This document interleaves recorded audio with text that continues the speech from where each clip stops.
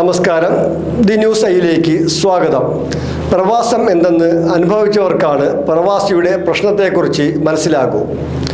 പുറമേ നിന്ന് കാണുന്നവർക്ക് പ്രവാസി സുഖലോലുപതയുടെ പര്യായമാണ്.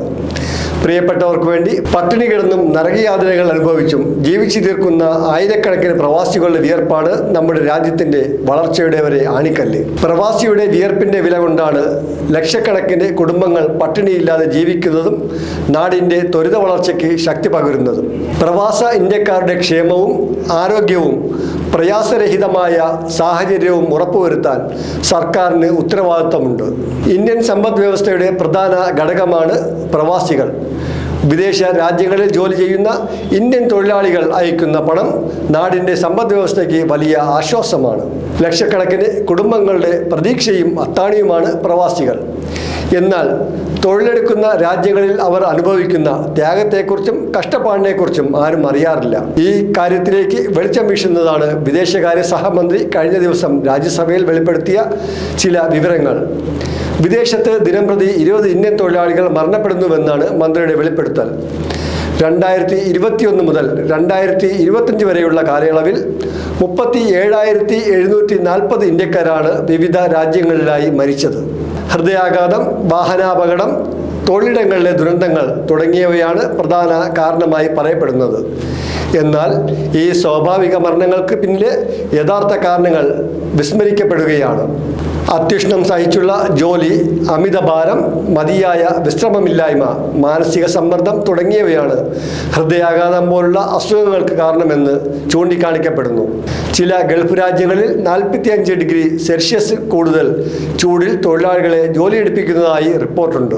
ഇവരിൽ പലർക്കും വെള്ളവും വിശ്രമവും സുരക്ഷാ സംവിധാനങ്ങളും അപര്യാപ്തവുമാണ്.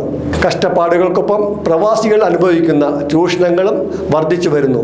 നിശ്ചിത സമയത്തിൽ കൂടുതൽ ജോലിയെടുപ്പിക്കുക, കൃത്യസമയത്ത് ശമ്പളം നൽകാതിരിക്കുക, ആനുകൂല്യങ്ങൾ തടഞ്ഞു വയ്ക്കുക, തൊഴിലുടമ അനധികൃതമായി പാസ്പോർട്ട് കൈവശം വയ്ക്കുക, നിയമപരമായ അവധി നിഷേധിക്കുക, കരാർ കാലാവധി കഴിഞ്ഞിട്ടും എക്സിറ്റ് വിസ നൽകാതിരിക്കുക തുടങ്ങി നിരവധി ചൂഷണങ്ങളും പ്രയാസങ്ങളും അനുഭവിക്കേണ്ടി വരുന്ന പലരും താമസ സൗകര്യങ്ങളും സുഖകരമല്ല. നൂറുകണക്കിന് തൊഴിലാളികൾ തിങ്ങിപ്പാർക്കുന്ന ലേബർ ക്യാമ്പുകളിലെ ശുചിത്വമില്ലാത്ത സാഹചര്യം പകർച്ചവ്യാധികൾ ക്ഷണിച്ചു വരുത്തുന്നു.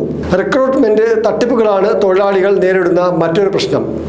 മികച്ച ശമ്പളവും സൗകര്യങ്ങളും വാഗ്ദാനം ചെയ്താണ് റിക്രൂട്ട്മെന്റ് ഏജന്റുകൾ വിദേശ രാജ്യങ്ങളിലേക്ക് കയറ്റിവിടുന്നത്.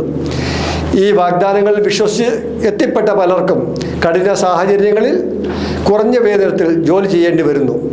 തൊഴിൽ മേഖലയിലെ ചൂഷണവുമായി ബന്ധപ്പെട്ട് 5 വർഷത്തിനിടെ ഇന്ത്യൻ മിഷന് 8,985 പരാതികൾ ലഭിച്ചതായി മന്ത്രി വെളിപ്പെടുത്തി. യഥാർത്ഥത്തിൽ ഇത് ഇന്ത്യൻ പ്രവാസിയുടെ മാത്രം പ്രശ്നമല്ല. പാകിസ്ഥാൻ, ബംഗ്ലാദേശ്, നേപ്പാൾ, ലാറ്റിൻ അമേരിക്കൻ രാജ്യങ്ങൾ തുടങ്ങി നിരവധി രാഷ്ട്രങ്ങളിലെ തൊഴിലാളികളും അനുഭവിക്കുന്നുണ്ട് ഇത്തരം ദുരിതങ്ങൾ. ആഗോള തൊഴിൽ നീതി പ്രശ്നമാണിത്. Indian national labour organisation, Amnesty international തുടങ്ങി പല അന്താരാഷ്ട്ര സംഘടനകളും ഇക്കാര്യം ചൂണ്ടിക്കാണിച്ചിട്ടുണ്ട്.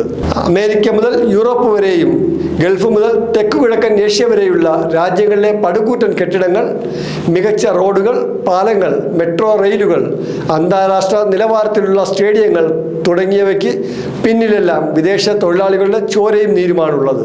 പ്രവാസികളെ ബലിയാടാക്കിയാണ് പല കമ്പനികളും തഴച്ചു വളരുന്നതും വൻ ലാഭം നേടുന്നതും. രാഷ്ട്രത്തിൻ്റെ വികസനത്തിനും സമ്പദ് വ്യവസ്ഥ ഉയർത്താനും എല്ലാവർക്കും വേണം വിദേശ തൊഴിലാളികളെ. പല വൻകിട പദ്ധതികളും മനുഷ്യാവകാശ ലംഘനങ്ങളുടെ പുറത്താണ് പടുത്തുയർത്തപ്പെടുന്നത്. എന്നാൽ മതിയായ വേതനവും ആനുകൂല്യങ്ങളും നൽകുന്നതിൽ ബന്ധപ്പെട്ടവർ പിശുക്ക് കാണിക്കുകയും ചെയ്യുന്നു. ആഗോളവൽക്കരണത്തിൻ്റെ വിരോധാഭാസങ്ങളിലൊന്നാണിത്. ആഗോളവൽക്കരണത്തെ തുടർന്ന് മൂലധനവും സേവനങ്ങളും അതിരുകളില്ലാതെ സഞ്ചരിക്കാൻ തുടങ്ങിയെങ്കിലും തൊഴിലാളികളുടെ അവകാശങ്ങൾ അതിർത്തിക്കുള്ളിൽ തളച്ചിടപ്പെടുന്നു. പ്രവാസി വെറുമൊരു വരുമാന സ്രോതസ്സല്ല, ഇന്ത്യയുടെ അഭിമാനവും അന്തസ്സുമാണ്. അവരുടെ വിയർപ്പിൻ്റെ വില കൊണ്ടാണ് ലക്ഷക്കണക്കിന് കുടുംബങ്ങൾ പട്ടിണിയില്ലാതെ ജീവിക്കുന്നതും നാടിൻ്റെ ത്വരിത വളർച്ചയും. പ്രവാസ ഇന്ത്യക്കാരുടെ ക്ഷേമവും ആരോഗ്യവും പ്രയാസരഹിതമായ സാഹചര്യവും ഉറപ്പുവരുത്താൻ സർക്കാരിന് ഉത്തരവാദിത്വവുമുണ്ട്. വിദേശ രാജ്യങ്ങളിലേക്കുള്ള കുടിയേറ്റം അംഗീകൃത റിക്രൂട്ട്മെന്റ് ഏജൻസി വഴികൾ വഴി മാത്രമാണ് നടക്കുന്നതെന്ന് ഉറപ്പുവരുത്തുക.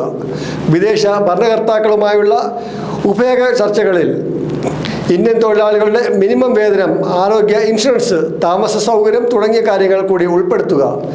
ഇന്ത്യൻ എംബസികൾ പ്രവാസികളുടെ സുരക്ഷാ കാര്യങ്ങളിൽ ജാഗ്രത പുലർത്തുക. എംബസികളിൽ പരാതി ലഭിച്ചാൽ ഉടൻ ഇടപെടാനുള്ള സംവിധാനം സജ്ജമാക്കുക.